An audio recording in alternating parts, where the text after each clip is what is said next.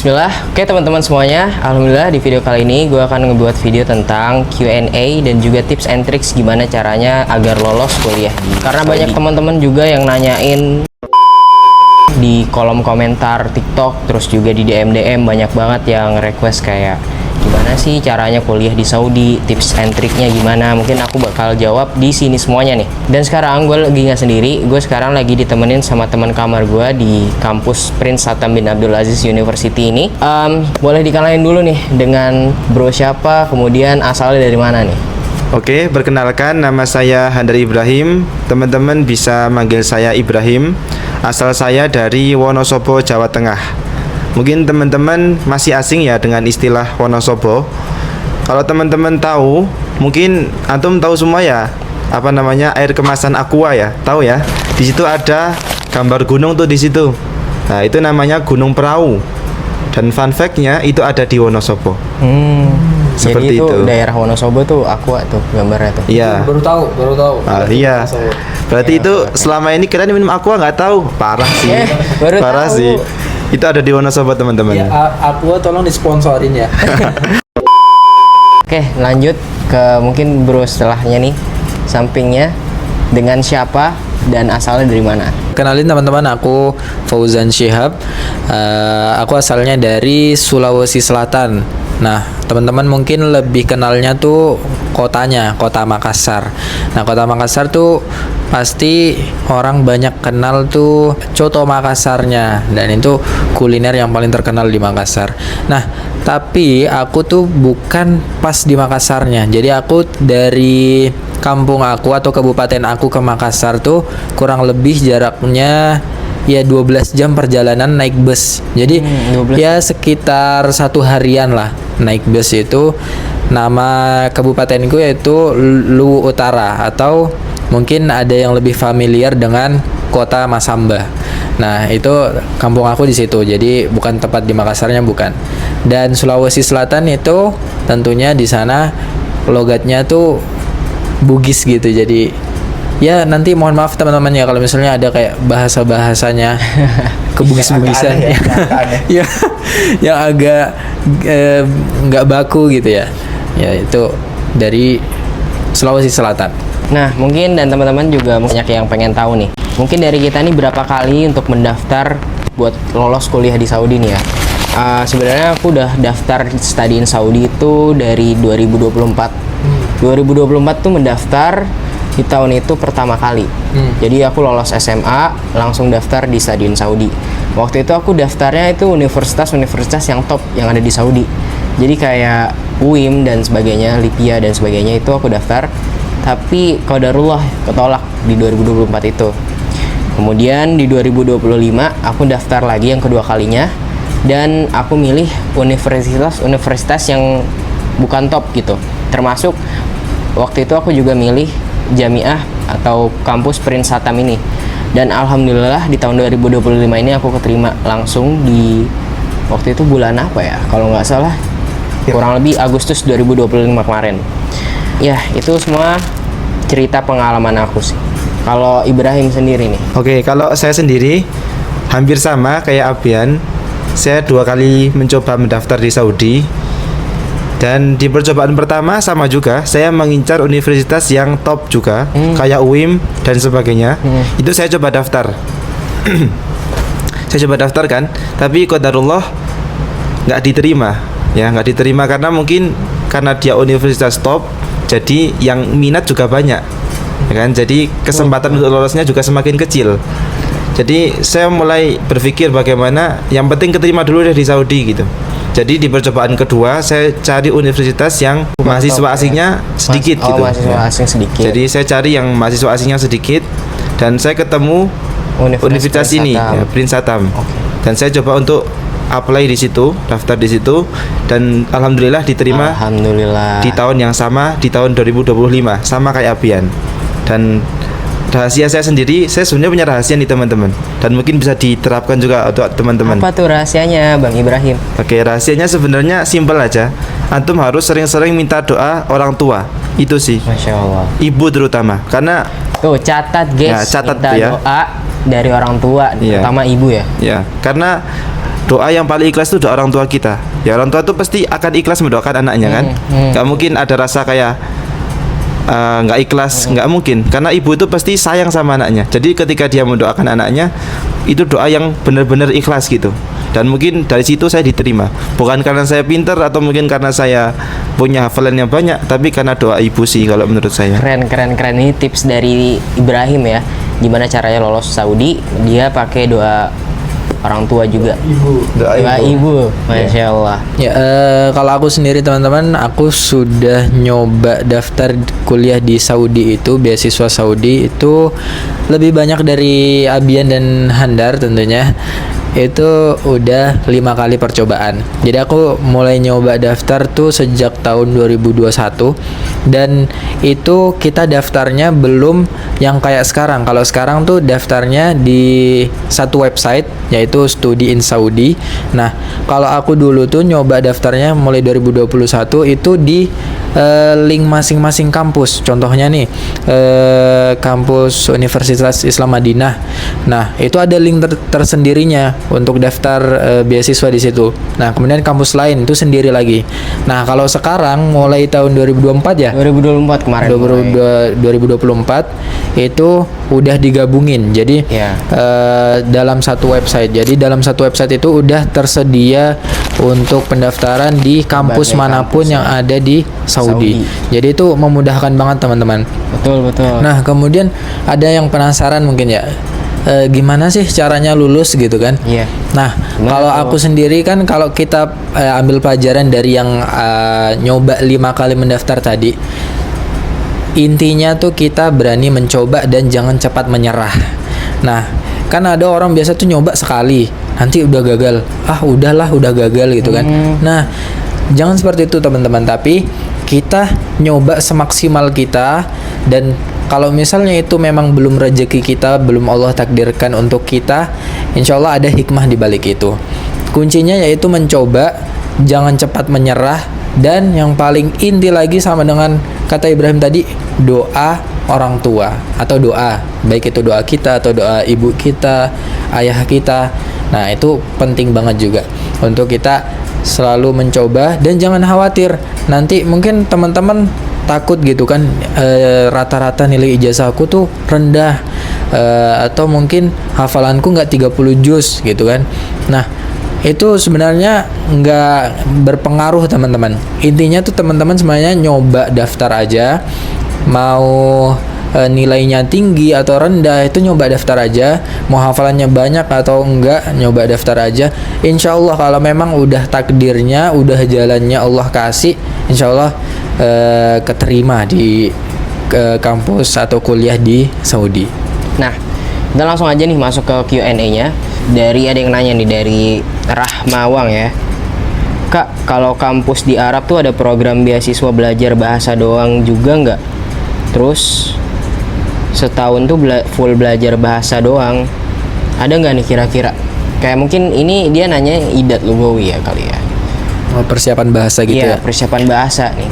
Nah, fun fact nih di kampus kita, gimana Zan? Coba jelasin. Nah, kalau di kampus kita sendiri tuh ada teman-teman, ada persiapan bahasa atau kita belajar bahasa Arab dulu, kurang maksimal tuh 2 tahun, bisa mungkin lebih cepat bisa setahun, tapi maksimalnya 2 tahun. 2 tahun. Nah, dan beberapa kampus Saudi juga ada yang bahkan tidak ada persiapan bahasanya. Ya, Mereka itu langsung kampusnya jadinya. ya tergantung kampus. Ada kampus yang persiapan bahasa mungkin cuma meminimalkan setahun, tapi ada juga kampus yang nggak ada, jadi langsung masuk jurusan gitu, langsung berbahasa Arab gitu. Tapi alhamdulillahnya di kampus kita ini ada persiapan bahasanya. Jadi untuk teman-teman yang mungkin ragu gitu kan, aku nggak punya basic bahasa Arab gitu kan, nah jangan khawatir, pokoknya coba daftar, kalau misalnya keterima insya Allah ada persiapan bahasanya gitu. Jadi insya Allah aman untuk bahasa Arabnya. Oke, next di sini ada dari icon namanya gitu nggak tahu. Pokoknya assalamualaikum Kak, mau tanya ini kita harus lulus tes nggak persyaratannya? Jadi kayak ada mungkin dia nanya ada tes nih, kayak nyiapin nahu, sorof dan lain-lain. Kalau nggak lolos suruh bayar juga gitu. Oh, ini pertanyaannya jadi mengarah ke tesnya ya. Jadi kalau menurut sepengetahuan saya itu sebenarnya dulu ada istilah namanya muqabalah ya.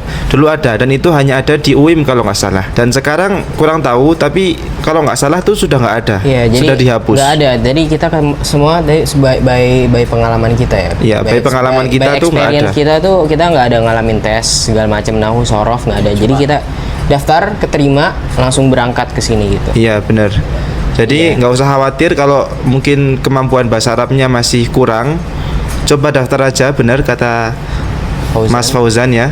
Coba daftar dan jangan mudah menyerah ya. Betul. Jadi daftar, gagal, daftar lagi terus gitu aja. Daftar pokoknya guys. Pokoknya daftar ya. Tadi terus katanya kalau nggak diterima berbayar ya. Bayar, ya. Nah itu juga karena nggak ada tesnya, berarti nggak ada gagalnya dong, kan nggak ada tesnya, berarti nggak bisa gagal, ya kan? Betul langsung terbang sini langsung belajar di sini. Langsung belajar.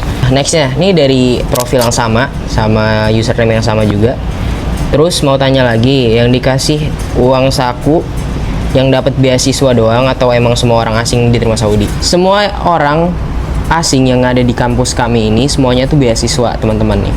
Jadi mulai dari negara apapun itu, Asia, Eropa, Afrika, semuanya itu beasiswa. Jadi negara-negara asing yang selain Saudi itu semuanya beasiswa dan mereka tuh keterima gratis dan tinggal belajar aja di Saudi gitu. Tapi ada nggak sih orang Saudi keterima terus orang Saudi sendiri ya, orang Saudi itu Saudinya tuh beasiswa, ada nggak sih kira-kira? Kalau sepengetahuan aku di Universitas Islam Madinah tuh semua mahasiswa baik itu warga lokal, warga Saudi atau mahasiswa asing itu semuanya dapat beasiswa. Itu kalau di Universitas Islam Madinah. Nah, tapi kalau di universitas lain sepertinya warga lokal itu enggak, cuma mahasiswa internasional aja, mahasiswa asing aja yang dapat beasiswanya. Betul. Kita next ke pertanyaan selanjutnya, ini dari Cae Dudes ini. Ini juga banyak banget nih yang nanya nih pertanyaannya tuh. Bisa nggak buat akhwat? Akhwat maksudnya daftar ke Saudi gitu ya? Iya, buat akhwat. Nah, bisa banget teman-teman. Jadi ada beberapa kampus di Saudi itu yang memang udah membuka untuk pendaftar perempuan atau akhwat. Nah, bahkan ada satu kampus itu yang memang khusus kampus perempuan gitu.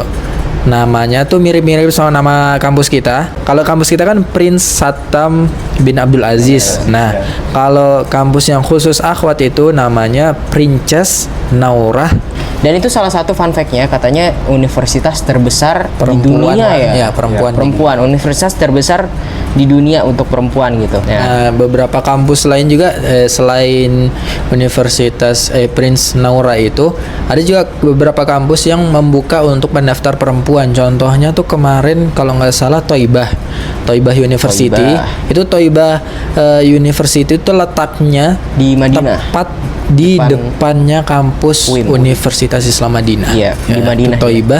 Dan juga kalau nggak salah juga Najran juga kemarin ada. Oh, Najran baru kalau nggak salah satu doang deh. Iya, kayaknya ada itu satu. perdana tuh guys. Jadi kalau buat akhwat yang mau daftar mungkin bisa daftar ke Najran karena peluangnya karena mungkin besar ya, karena baru buka juga sih kayaknya. Mungkin kita nanti taruh listnya aja di sini ya. Mungkin ada gambarnya nanti sini. Beberapa universitas di Saudi yang nerima untuk perempuan. Betul. Oh iya, kalau kampus kita nih gimana nih teman-teman? Ada nggak buat akhwat nih? Sampai saat ini tuh belum ada info terbukanya mahasiswa internasional untuk akhwat. Jadi baru untuk laki-lakinya aja, baru untuk ikhwahnya aja yang terbuka untuk pendaftaran di Prince Satam bin Abdul Aziz University. Tapi sebenarnya di kampus kita tuh ada gitu kayak mahasiswi dan akhwat lokal aja yang belajar di kampus ya. Itu baru akhwat lokal aja. Nah, mungkin kedepannya mungkin ada kesempatan buat akhwat yang mau daftar di kampus kita, mungkin ada kesempatan untuk keterima juga mungkin suatu saat. Tapi wallahu alam, kita untuk sekarang nggak tahu karena memang belum ada mahasiswa yang keterima di kampus kita gitu. Kita mungkin langsung aja next ke pertanyaan selanjutnya nih dari @unimasdede nih. Jurusannya di sana ada apa aja? Nah, untuk jurusan di Saudi ini sebenarnya banyak banget, mulai dari agama dan umum itu semuanya ada gitu. Tergantung dari kampusnya itu sendiri. Kalau di kampus kita yang ada umumnya teknik ya, handasa. Iya, betul, teknik. Tekniknya itu nanti cabang lagi, ada teknik kimia, teknik komputer, Ya, jadi kemudian ini teknik apa kampus lagi? kita tuh menjurus ke umum gitu, semuanya Iya, umum. Jadi kebanyakan umum. Tapi sebenarnya Sangat dulu disayangkan. dulu ada jurusan agama.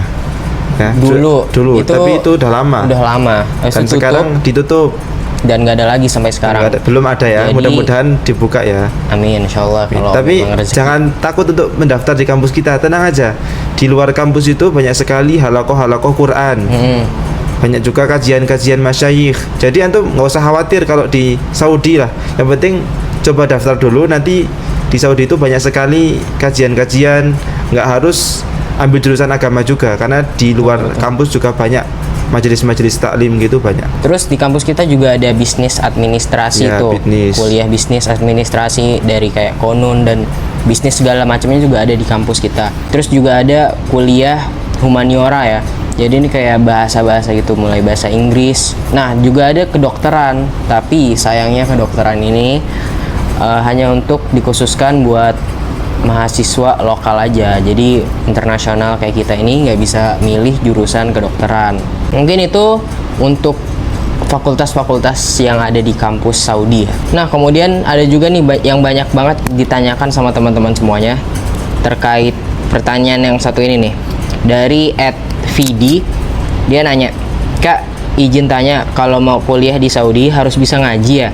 Saya pengen daftarin ponakan tapi belum bisa ngaji." Ada juga nih yang mirip-mirip tuh kayak harus punya keahlian bahasa Arab gak Kak? Atau minimal hafalan Quran gitu.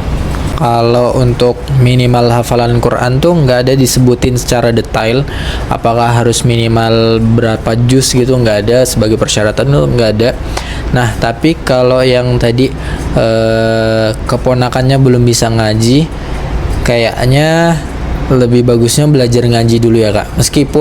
Meskipun tuh nggak ada disebutin apakah harus bisa ngaji atau nggak ada persyaratannya gitu, tapi bagusnya atau kita sebagai seorang muslim kita tuh harus bisa mempelajari atau membaca Al-Quran Seorang dahulu muslim nih yang namanya muslim. sebelum kita melangkah lebih jauh tentunya, karena Al-Quran ini kan pedoman hidup kita sebagai seorang muslim.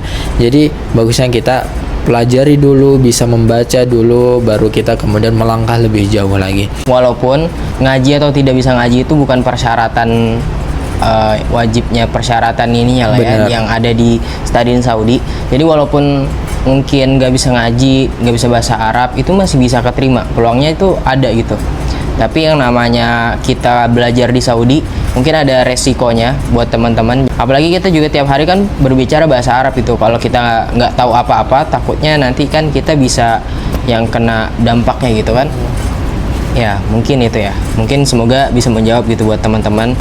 Aku saranin sih usahain buat teman-teman yang mau kuliah di Saudi ya minimal bisa bahasa Arab sedikit atau bahasa Inggris ya. Bahasa Inggris ya, orang-orang Arab sendiri juga belajar bahasa Inggris dan mereka ngomongnya bahasa Inggris juga loh. Ya beberapa. Terus nextnya di sini ada pertanyaan dari Rumi. Ini tiket pesawat berangkatnya pakai uang sendiri apa dibayarin nih? Tentu dibayarin ya teman-teman. Jadi nggak usah khawatir nih untuk masalah biaya penerbangan, itu free, semuanya gratis ya. Iya. Dari antum berangkat, bahkan nanti kalau liburan juga dibayarin untuk pulang juga. Jadi Insya Allah. nikmatnya sangat luar biasa nih kalau antum keterima, nggak usah khawatir untuk pulang dan pergi, udah terjamin. Nah, nextnya di sini ada yang nanya dari Budi Arsih Acih. Dia nanya nih tentang ini, juga banyak pertanyaan ini yang banyak banget ditanyain sama teman-teman semua. Apa bisa masuk lulusan dari sekolah umum? Jadi untuk masalah antum berasal dari sekolah umum atau sekolah agama atau pondok ya, itu nggak terlalu berpengaruh sebenarnya. Jadi tetap kembali ke awal, antum harus berikhtiar coba daftar dulu dan jangan mudah menyerah itu sih. Jadi walaupun antum dari jurusan dari sekolah umum, tetap coba daftar aja sih. Tetap ada peluang kok untuk diterima. Betul. Kemudian di sini ada pertanyaan lagi dari Wuciwar gitu. Dia namanya gitu sih. Bang, kalau nilai anjlok beasiswanya langsung dicabut nggak? Nah, kalau di kampus kita sendiri ini kita masih belum, karena kita mungkin masih baru ya, kita Iya. belum terlalu tahu kalau misalnya nilai turun tuh gimana, apakah beasiswanya dicabut atau enggak. Tapi kalau dari cerita temen yang kuliah di UIM itu katanya kalau misalnya absennya berantakan, kemudian nilainya juga anjlok, itu bisa jadi mahasiswa itu akan dipulangin ke Indo. Jadi otomatis beasiswanya dicabut. Jadi ya usahakanlah untuk teman-teman misalnya udah dikasih rezeki sama Allah untuk kuliah di Arab Saudi ini, dikasih amanah, udah dikasih amanah belajar di sini. Untuk belajar di sini, maka gunakan dengan sebaik-baiknya, belajar dengan baik-baik. Kalau misalnya ada anak UIM yang nonton Q&A ini, mungkin bisa diklarifikasi ya, benar atau enggak. Oke, nextnya nih dari pertanyaan dari Anikah nih, apa persyaratannya untuk kuliah di sana? Nah, untuk persyaratan sendiri nih, yang paling penting tuh ini sih, berusia tidak kurang dari 17 tahun dan tidak lebih dari 25 tahun untuk jenjang S1. Jadi kalau mau teman-teman mau daftar kuliah di Saudi, terutama S1, nggak lebih dari 25. Kemudian untuk yang S2 tidak lebih dari 30 dan S3-nya itu tidak lebih dari 35 tahun. Nextnya di sini pertanyaan dari Vina nih, berkas-berkasnya apa aja ya? Untuk berkasnya teman-teman ini mungkin akan memakan waktu sangat banyak ketika dijelaskan satu persatu ya. Jadi mungkin yang perlu antum ketahui aja dulu, itu ada berkas wajib, ada berkas pendukung. Iya. Jadi ada dua kategori nih. Yang wajib ada yang artinya kalau wajib itu harus dilampirkan. Kalau pendukung itu artinya dia memperkuat peluang untuk diterima seperti itu. Dilirik sama kampus. Dilirik sama kampus. Namun tidak wajib ya, kalau pendukung itu tidak wajib. Artinya kalau tidak ada pun tidak membuat masalah gitu. Iya. Tapi itu hanya memperkuat peluang untuk diterima. Betul. Jadi mungkin nanti untuk lebih lengkapnya bisa dilihat di kolom deskripsi, nanti mungkin bisa dilampirkan. Iya, Ya nanti kita taruh semuanya di link deskripsi. Teman-teman bisa cek, bisa download juga. Nanti aku juga taruh di sana bookletnya buat teman-teman yang mau cek lebih lengkapnya. Di sana jelasin kayak tutorialnya buat ngedaftar gimana, terus dijelasin juga berkas-berkasnya, dijelasin juga persyaratannya, semuanya lengkap insya Allah. Tinggal teman-teman baca aja. Nah, nextnya di sini kita lanjut ke pertanyaan selanjutnya. Dan pertanyaan ini mungkin cukup unik ya, karena di sini jarang banget. Tapi ini ada juga gitu yang nanya dari @guroba, bagi yang sudah nikah gimana, apa bisa belajar di sana? Yang udah nikah Gimana nih? Belum. saya belum. Abian kayaknya ya. Anu masih muda, masih muda. belum nikah, jadi nggak tahu. Masih muda Pak. Masih jomblo ya. Iya. Ya, untuk pertanyaannya tadi, Bagi yang udah nikah gimana, apa bisa belajar di sana? ya, tentunya masih bisa teman-teman, baik yang udah menikah atau ketika kuliah di sini dan mau nikah, sementara kuliah di sini dan mau nikah itu bisa teman-teman. Tapi resikonya itu hanya beasiswanya hanya untuk satu orang. Jadi misalnya nih Ibrahim udah nikah, terus dia daftar dan keterima, dan dia mau bawa istrinya ke sini misalnya. Nah, istrinya ini dia tanggung sendiri, dia tidak ditanggung sama kampus. Jadi yang ditanggung cuma Ibrahimnya aja, nanti istrinya tanggungan pribadi ke kehidupannya, tempat tinggalnya, itu biaya sendiri. Biaya sendiri. Jadi itu resikonya teman-teman. Jadi mungkin lebih banyak keluarin uang gitu ketika kita mau bawa pasangan kita ke Arab Saudi juga. Tapi untuk apakah bisa kuliah di sini? Tentunya bisa. Tapi resikonya itu tadi gitu. Mungkin ada tips and triknya juga ya. Jadi mungkin istrinya ini mungkin bisa daftar gitu. Ya, benar banget. Daftar di Saudi juga. Walaupun kampusnya beda. Tadi kan udah di-spill beberapa kampus yang menerima perempuan ya. Nah, mungkin bisa tipsnya gitu. Istrinya daftar ke kampus perempuan. Nah, kemudian ini suaminya daftar di kampus laki-laki gitu. Jadi sama-sama di Saudinya tuh kuliah gitu. Jadi semuanya dapat beasiswa, bukan cuma satu orang aja. Betul, itu. Intinya tidak lebih dari 25 tahun untuk S1. S1. Iya, mungkin cukup sekian untuk video pembahasan kali ini. Semoga bisa menjawab pertanyaan-pertanyaan dari teman-teman semua. Mungkin buat teman-teman yang pengen tahu lebih lanjut dan pengen menanyakan sesuatu yang pengen teman-teman tanyain juga, bisa tanya di kolom komentar di bawah. Terus follow juga IG kita nih, IG kita. Mungkin kalian bisa juga tanya ke IG kita masing-masing di sini, yang ada di sini. Tanyain apa aja yang mungkin teman-teman pengen tanyain. insya Allah kita akan jawab. Dan terima kasih, syukran, jazakumullahu khairan. Closing statement. Oh, Kita closing ini statement. sekamar apa? Sekamar terkompak di Satam. Nah, barakallahu fikum.